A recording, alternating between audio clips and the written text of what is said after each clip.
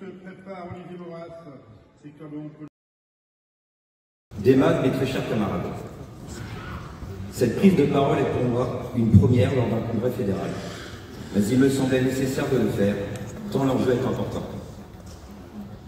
Celle-ci sera un cri du cœur. J'aime ma CGT, je lui dois beaucoup, tant par son histoire que par ses combats.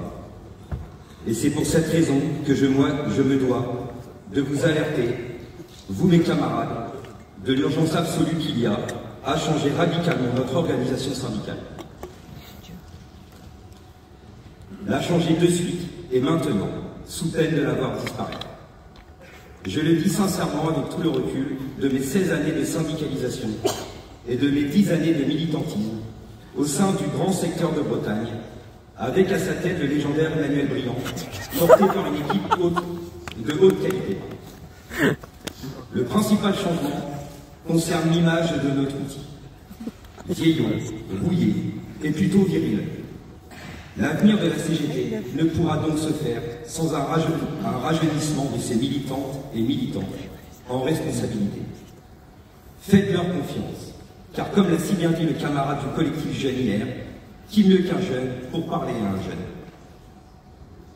La féminisation de notre organisation pose également débat. La tribune d'hier de ce congrès me conforte malheureusement dans ce constat.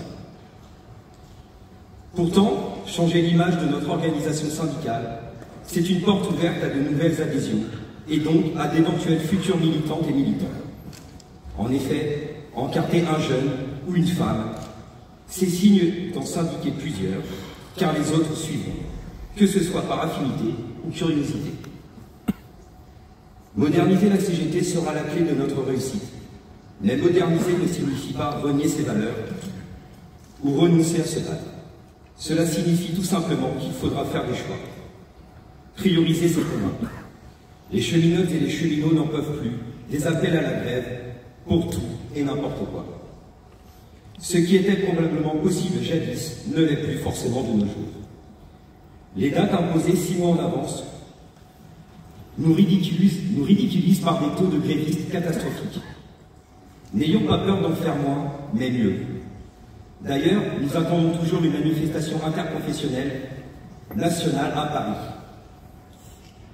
Il est aujourd'hui capital de nous recentrer sur l'essentiel, le terrain. Écouter les agents sans rien avoir à leur vendre, si ce n'est que de les écouter. Obtenir des petites victoires locales via les RPI, les élus et les mandatés, ou par le biais de n'importe quelle autre structure CGT. C'est précisément sur ces points que les cheminotes et les cheminots nous attendent. Sortir des bureaux feutrés pour retrouver le chemin du terrain et accompagner les collègues dans leurs revendications doit être la ligne directrice de notre syndicat. Avant d'espérer emmener les camarades sur des sujets nationaux qui pour la plupart les dépassent, contentons-nous en priorité de les emmener sur des sujets locaux qui les concernent directement. Non, il n'y a pas de petits problèmes, il n'y a que des problèmes. Non, il n'y a pas de petites victoires, il n'y a que des victoires.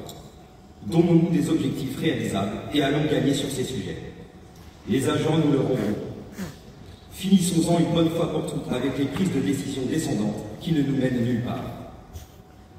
Si vous trouvez que j'ai été un peu dur dans mes propos, imaginez ce que peuvent bien penser de tout ça les non-syndiqués et pire, les anti-syndicats.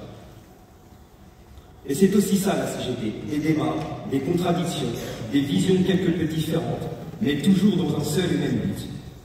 Faire vivre la CGT, faire vivre notre CGT. Vive la belle et toute-puissante CGT, vive la Fédération des cheminots. Merci et Kenavo.